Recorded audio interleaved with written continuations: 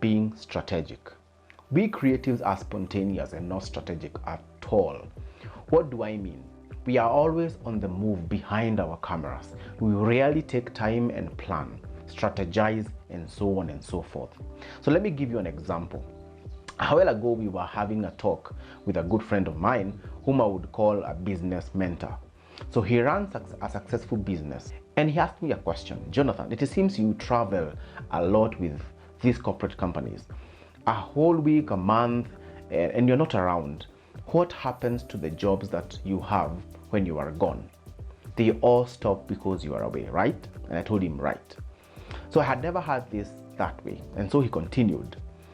With your model of business, you can never scale because you are a one-man band. You need to have a model that will allow work in your office to continue as you work outside. Or you can work in two locations at the same time because you have the capacity in terms of resources, equipment, human resources, and etc.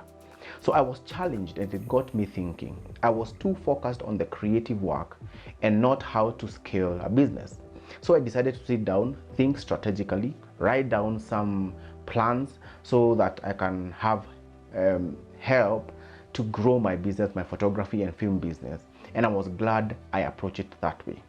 That is why we need to think strategically, both for business scaling, getting new clients, and revenue generation. Let's be strategic as we are creative.